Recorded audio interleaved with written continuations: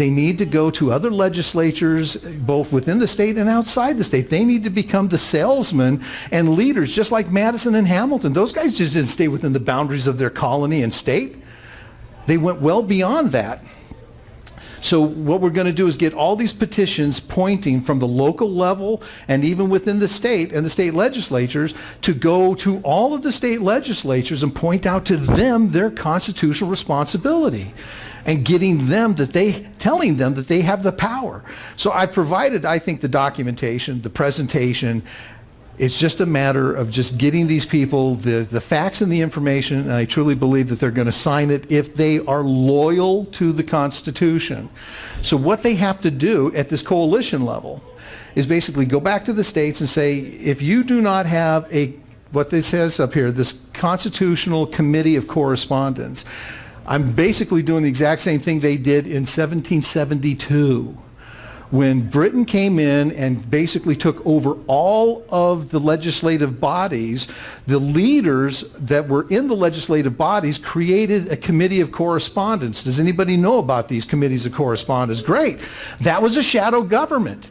And that was a shadow government that was protecting individual liberty and sovereignty and demanding their rights as British citizens. Unlike the shadow government that we hear about today that is trying to actually throw us into subjugation and get rid of the Constitution. I'm telling you, the peril is so great that we don't have time.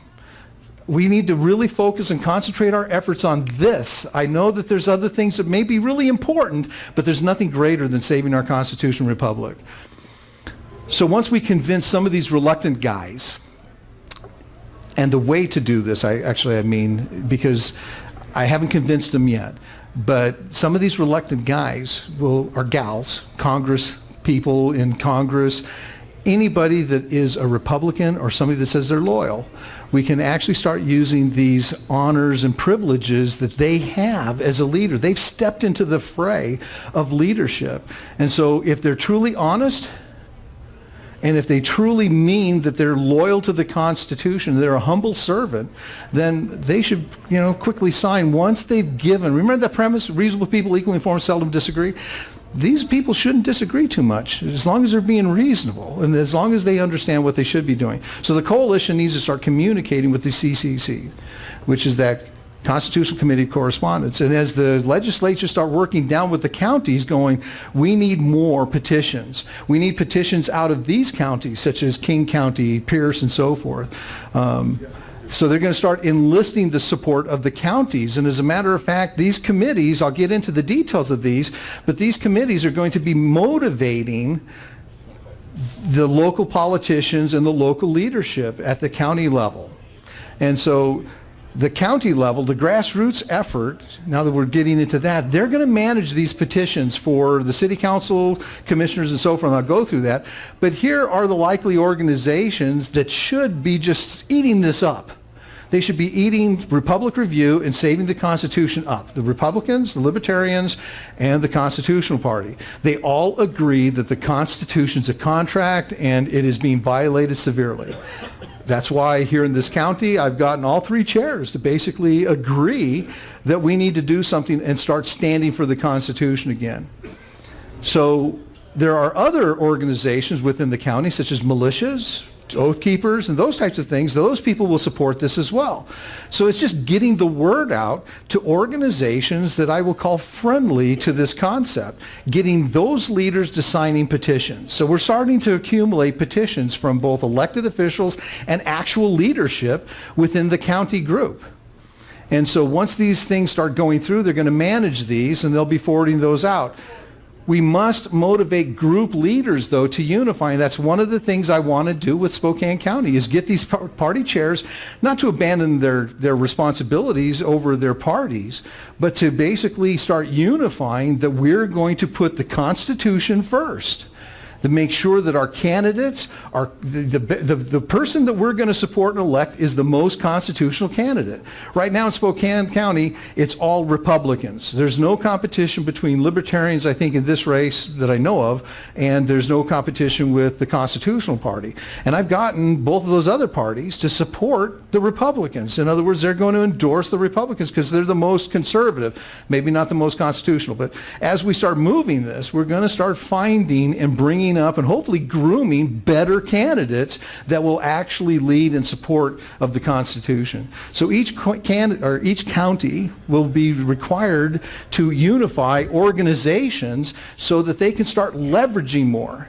You know that old saying, divided we stand, or I should say, united we stand, divided we fall. That's a correct adage. And the reason we've been losing elections in this county and in other counties is because we've been divided. The Libertarians, Constitutional, all these little factions over little things. It goes back to that fountain of power. If we unify that onto one thing, and that's the Constitution, and focus that all of our elected officials will support that, sign these petitions, and demand that our state steps up and does its job, then our problems are going to go away. It's that simple. So the CCC's focus is supposed to work with these political officials and getting them to sign, getting other leaders to sign. They're also going to have an established constitutional test and standards. They're going to get into the dissemination of these petitions. As a matter of fact, I talk about this in the next slide, but there needs to be some cross-pollinating and sharing of information and scripts and so forth. I may be a decent author, I don't know, but I know that there can be improvements made, and I'm always for, constant improvement. And so I truly believe that whatever I come up with in a petition may be good, but everybody can contribute and make these things better. The scripts and so forth, these committees are going to own these. I'm not saying that we have to have a single petition or a single script for the counties in working with their political officials. And this is going to be a document that a political official is going to sign. It's a petition that basically says, I recognize I'm living under federal tyranny and I demand my state legislate, something like that.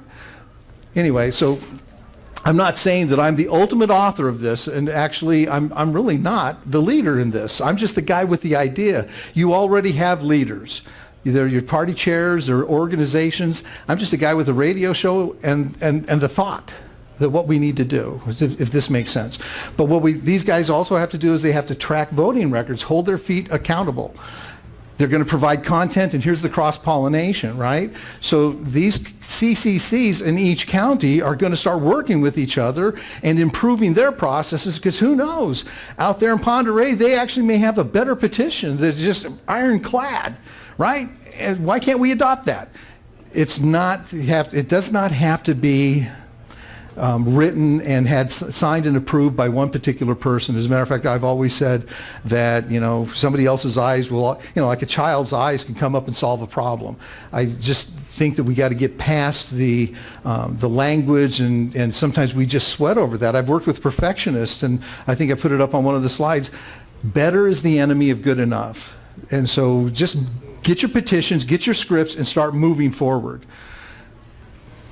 There's going to be a financial structure that needs to be supported. We're going to need to find some people willing to either contribute their time, resources, money, or what have you, to basically going around getting petitions signed. We're going to have actual rubber to the road, getting somebody to sign a piece of paper. I don't want to do this e-signature because that could get corrupted. We could lose that. A physical paper, it could be burnt, but if we have physical security, I think we'll be fine. But bottom line, there is some finances that I think have to be addressed, so I wanted to make sure this is here, and I would recommend this be a 501c3 type of thing.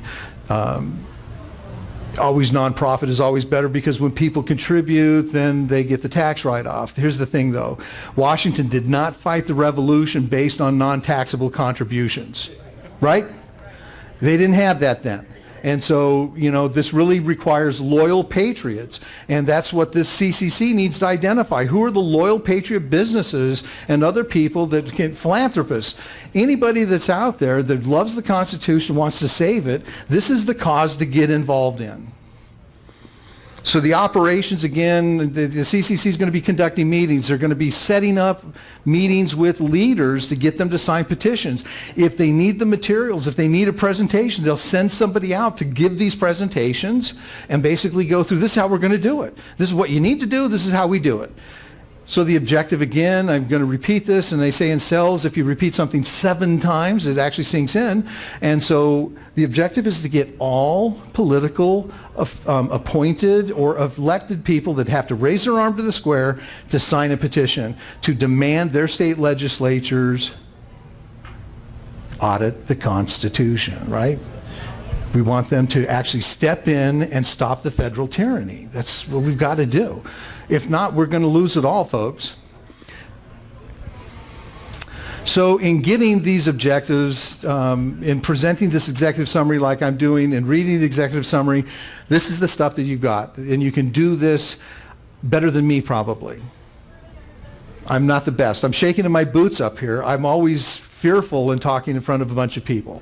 Well, at least I dry up in my mouth. Anyway, what we need to do is basically start getting this out, and I think this bottom bullet really says it all. I think we've been living in a third awakening that started in the 90s with the first ramping up of Hillary Care.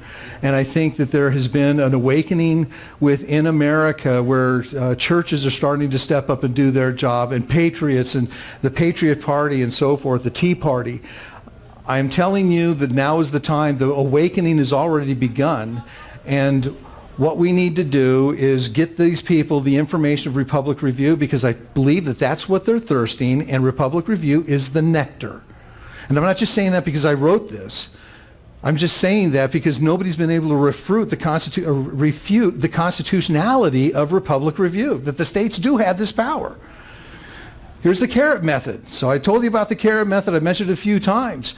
There is a privilege and an honor to be renowned for reclaiming the republic, for unleashing economic opportunities, right? For expanding wealth, for enabling their constituents. All of these things will happen if we get federal tyranny out of our lives. Now, it doesn't mean Washington, Olympia won't be tyrannical, but bottom line, the Constitution doesn't protect us from state governments. That's on us, and we have to fix that through our process, but we can fix the federal problem very quickly. And so here's what I think are motivating factors for elected officials and state legislatures. They can become true leaders. I'll digress with a little story. Madison was the guy that wrote the Virginia plan, and I can go into the real details of this, but bottom line, when his plan was read by Governor Randolph at the Constitutional Convention, it was rejected. A real leader doesn't take personal offense, and they don't personalize. What I see in most people is they personalize stuff and they go, well, I'm going to take my ball and go home. That's the common thing. Madison had such integrity that as they went through the New Jersey plan, and then when Sherman presented the Connecticut Compromise of creating the bicameral Congress and recognizing state sovereignties and so forth, that's what they went with, and guess what? That's what Madison supported. He supported the whole thing. If you read his notes on the Constitutional Convention, you will find that he actually exposes some of his feelings. Like, he didn't like certain things, and he wrote that down. And so it's kind of interesting to see what he didn't like, but he still supported it. Right? I mean, that guy had true integrity to say, well, this is what we elected, this is what we got, this is the pig we dressed, and that's what we're going to the prom with, right? Anyway, it wasn't that bad. But anyway, this also does the last thing here. This, by them saving us from federal tyranny, means that they're compliant with their oath of office. The stick method, any guesses? Get them out of office. I say if they don't want to sign the petition, let them defend that position in the next election. And let the voters tear them apart. We may have to go with an unsavory, but if the CCC is doing their job, they'll already have a groomed constitutional candidate that is worthy of going forward and raising their arm to the square and replacing that person. They have to live up to their oaths, folks. So eventually we will want all candidates. As far as I'm concerned, I've been floating this idea, and I've been seeing this more and more, and it was in my first book in 2013. We want all candidates to be able to pass a constitutional test, right? I mean, you have to pass a test to drive on the road, right? And, so the state can trust you that you won't hurt yourself or anybody else. Well, I'm telling you, political officials and politicians can hurt more people than a single driver or somebody firing a weapon. As a matter of fact, cafe standards have killed thousands and thousands of people of what they've done to cars. Getting rid of DDT killed millions of people around the world, and there's no founded evidence that DDT was as bad as anybody said it was. I'm telling you, politicians can kill and have more harm and do more harm to us in our society than anybody else. And so having a constitutional test, I think, is paramount. You got to know if your bill you're signing is going to be a violation of the Constitution or not. If you don't know the Constitution, then how do you know? Anyway, I'm sorry. So our local targets and the politicians that we want to focus on, the sheriff, county commissioners, city council, blah, blah, blah. And as a matter of fact, there are a whole bunch of other obscure elected officials, utility, right? School board. There's all of these people that are elected, and guess what? They have to do this. I affirm or swear that I will support the Constitution. As a matter of fact, I get into that. So don't let me jump ahead. It should be an equal honor for anybody that is a politician to be able to support the Constitution as well as taking our money in, regulating and doing all of these other things as an elected official. I think that it is actually a greater honor to do the greater thing for the best of society in protecting individual liberty and sovereignty than any regulation a politician could say, I gave you this bill. We did these things to protect you. The greatest protection they can give us is to save that document. So the document in the battlefield, thank you, sir. What you need to do is you need to create in the states, in these CCCs, I should say, in the counties, you need to create a document for the battlefield. And what that can be is it can be a map. It can be a big, huge virtual document, but what you want to do is start putting faces, get their picture, their name, and their position, title, and whether they've signed the Constitution. This document is going to identify friend and foe. So that way, everybody that takes their arm to the square will be documented on this map, and we'll start working on them. And the ways, we're going to work on them two ways. We'll either try to motivate them with a carrot, or we'll use the stick and start grooming somebody to replace them. And, in some of these small little bastions of maybe progressive areas, we may have a little problem, but the parties have other mechanisms, and I'll be working with them in getting people in there. But I truly believe that when it comes down to this one thing, the Constitution, most people, most red-blooded Americans will say, yeah, that Constitution's more important. And I believe we're going to find that some of these political officials and leaders on the progressive side will say, actually, the Constitution's archaic, we don't need it. And I want them to defend those comments in the next election. Don't you? So we have to demand our leaders protect us again. I've said this the seventh time probably. We need to be protected from federal tyranny. And what this process is in this election and vetting and getting constitutional candidates in is separating the wheat from the chaff. It's a slow process, but we can do it. So why are we targeting these elected officials instead of citizens? If this doesn't make sense, then hopefully this, what I said earlier, might ring a bell. We're a republic, and these are our representatives. We have empowered them to do things. They represent, how many people in this county, in Spokane County? How much?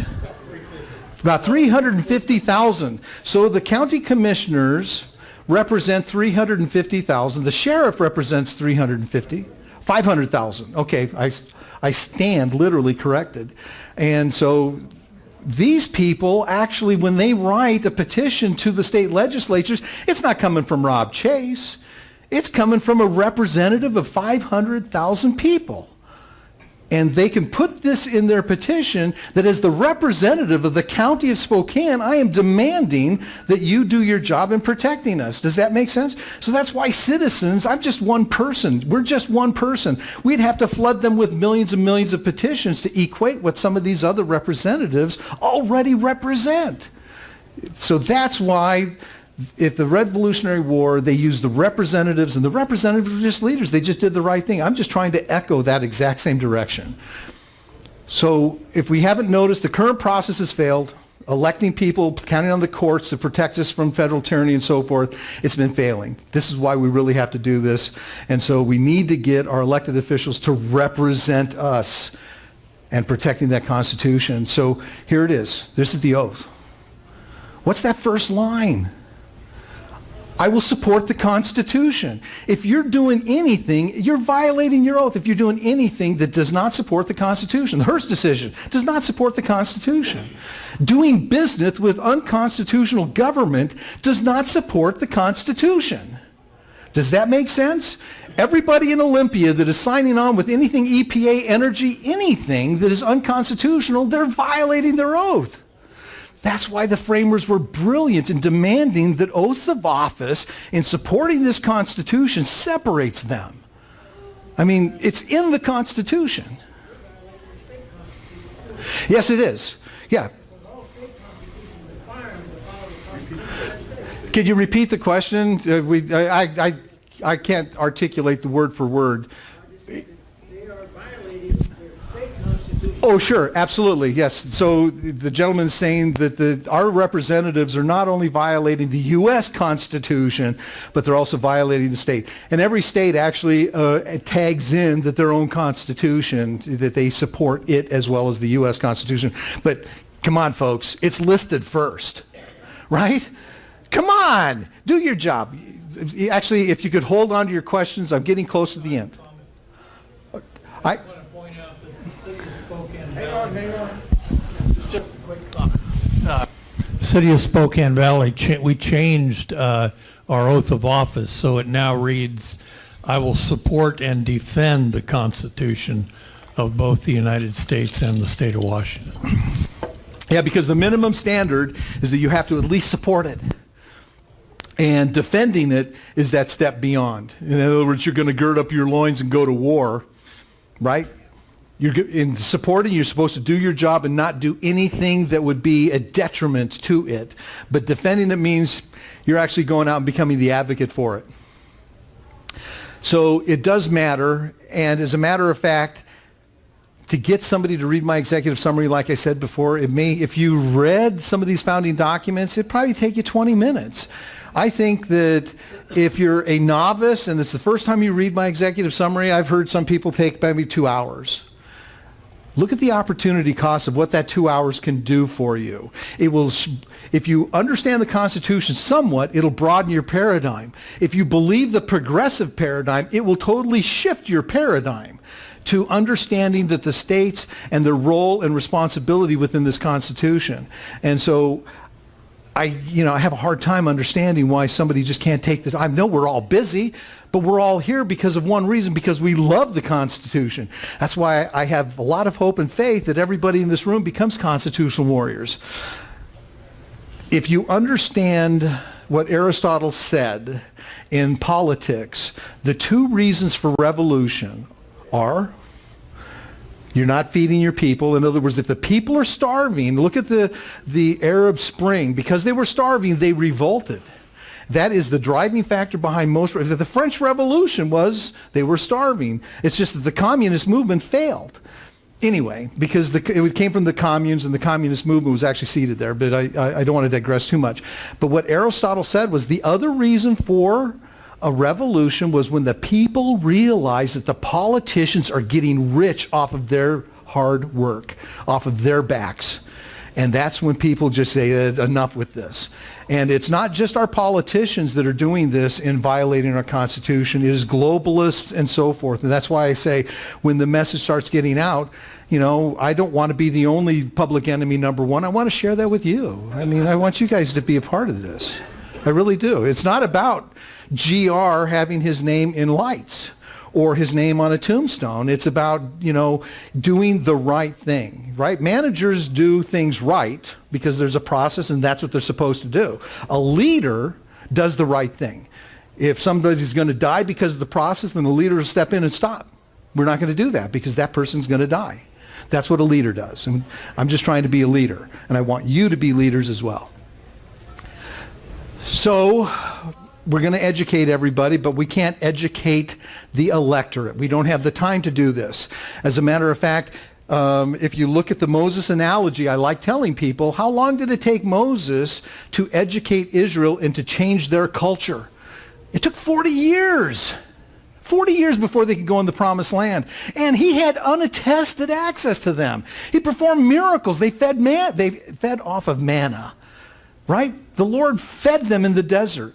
They were saved by looking at a staff. They had all of these different miracles, and it still took 40 years. We don't have that time, right? We have to change the paradigms of leaders and get leaders to act and recognize that now's the time to do it. And that's one of the reasons why I believe in cancer education. That what will happen is people will start seeing these leaders saying, we've got to do this. We're going to dismantle all this Leviathan and can we live without those things? Well, they're going to get cancer education. What does cancer education mean? When you know somebody's got cancer in your family, the first time your life has been touched by that, what's the first thing you do? My father had non-Hodgkin's lymphoma. I went and read on that. I got smart on that and tried to help my dad in fighting that. That's what I call cancer education. So when people start realizing that they're doing something to save the concept, if they really care, they're going to get educated. If not, then there are other educational programs that we literally need to get in, and I'm working actually with a certified educational system that's actually coast to coast, and they're expanding it to including this new paradigm of states' authority and powers to audit. And so anyway, we'll have an education program later once this convention really starts moving and enforces, and my third book gets published. So anyway, that's one of the reasons why it's not that I don't care about the people. We don't have the time, right? So what we have to do, again, and I've already covered this, we have to formulate ironclad petitions and ironclad scripts so that we can do robotic type of presentations. If you've ever been to a Bose presentation, they're very robotic. They say the exact same words if you're in one store to another and so forth, using their marketing terms and everything else. It's the same thing. As long as we don't stray from the content and stray from the heart of the message, anybody can get up here and give this, whether you're reading a script and just pointing through the slides. I don't have to be the one. That's my point. I don't have to be the one. And that's why I want you to get my slides and share them with people. Get my executive summary and share them with people. Again, the status quo has been failing us, and I can't repeat that enough. We have to get a CCC formed, and we need to get we need to support them. We need to support the Republican, Libertarian, and constitutional parties in uniting and vetting constitutional candidates and ensuring that the people that are going to be elected, that are coming up from the ranks, whether they be PCOs or they just be Joe on the street, that they have to understand the Constitution, and they have to be the ones that have become advocates and defending it. Okay? So what we need to do, again, is we need to start reaching out to adjacent states, and I've already talked about this, and here they are. We're really close to the end, folks. This is the good. These are the good states. There's 34 good states, and if you can't read this, you will when you get the soft copy of this. But these blue states, if you look right here to the right, that's a ratio. In other words, in Wyoming, they almost have 6 Republicans to 1 Democrat. And that's almost the same in Utah. They have 5 Republicans to 1 Democrat. Down to the bottom of the blue in Virginia, it's 2 to 1. 2 to 1. So these states are the most likely candidates that actually, should be able to receive this and go, you know what, I do represent a constitutional founded party, hopefully. And if not, they can be rooted out really quick. Right? And again, here's Washington in the gold. It's not that they deserve any gold, but that's how close Washington is to flipping to become a green. Right down here. Let me get the pointer here. There's Washington right there. New Mexico is the 34th state. So actually they have 34 states that have Republican control, a trifecta actually, both houses and the governor. So here's the priority: Wyoming, Utah. Does this help? I think this answers your question. Somebody was asking, where do we want to start? There you go. Those are the states. If you know people in those states, anybody that has affluence in those states, get your people educated. And I'll be happy to fly out there. I'll be happy to talk and so forth. I'm cheap. I am. Second priority, third, and fourth priority. So we have to start socializing. I love that word, right? We want to socialize this idea in a good way. So we have to get started with the CCC locally. We got to get this model going so that we can actually start duplicating this model in every county in the Republic. As this idea goes forward, it will be like a fire on the landscape with the wind, with the prevailing wind just blowing it from one coast to the next. Does that make sense? I think so. I'm getting a little more drier here. I want to re-edify you on this whole point of knowledge and power and this whole focusing. As you start to understand these principles, and it's really simple, I don't have to make this very complicated, we have the power at the state level. The states can take this back. And if you understand that, and that becomes the knowledge factor for you, then let's start focusing our fountain of power with our representatives and get them to make it about the Constitution. And that's where the reason our representatives and leadership are all over the map, because we keep on putting them there. It's about abortion. It's about immigration. It's about refugees. No, it's about the Constitution. Have I said that enough? I apologize. So if we start using the Constitution as our weapon and our shield, both in the political fray and in the public fray, we're going to win battles. We'll win every single one, because every red-blooded American loves their freedom of expression. They love their freedom of speech. They love their immunities from illegal search and seizure, those types of things. As a matter of fact, even the liberals have tried to chant this. Now they want to take them away from you. They're this close, and they're actually surfacing these ideologies, and it's becoming a part of their mantra. Free school for everybody at your expense. We know that that's not constitutional. So again, these slides are available for everybody. And so I'll put these up. If you follow me on Facebook, I will basically announce when I've got these things converted to PDF and actually up on my website. I have two domains. It's reclaimingtherepublic.org and Mobley Strip Press. Any questions? I put everybody to sleep. I'm sorry. Go ahead, Rob. I turned the heat up. Okay, this is more of a comment than a question, but along these lines, Sunday night we're having a Level 1 Center for Self-Governance, Keep the Republic, and that's the Valley Library. And it's the best money I ever spent is $50, but there's 5 levels, and several of you have been to this, so it's Level 1. Then Level 2 is at, if you've already taken Level 1, is at the Otis Orchards Library Monday night, so Mark Herr will be here Sunday and Monday night, so try to get signed up for it. If you've already taken it, it's just $10 to audit again. So just wanted to say that. Thank you. No, thank you. I've got a mic. Oh, okay, sorry. He's got it. Anybody else? Questions? And just to piggyback on what Rob said, what GR is saying here ties in very, very closely with what the Center for Self-Governance is trying to teach. So I think it's a very symbiotic relationship between the two of them. So thank you, GR. Yeah, no problem. Yeah, Madison dreaded the electorate, but he knew that he could not create an aristocracy or allow one to be formed with the new government. And so they really tried, and he made that public knowledge. He actually said in the Federalist Papers that this nation was a nation of illiterates. And we're even more illiterate about the Constitution today than they were back then. So he wanted, and they ended up creating what I believe was a government of self-governance that was protecting us from ourselves by distributing sovereignty to these different levels. But anyway. There's the websites up there on the screen. Yeah, and that's a Mobius strip press right there. All right, that's a Mobius strip, I should say.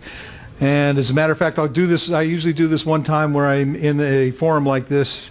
I don't do this very often, but if anybody can tell me what all 5 of these documents are, I'll give you $20.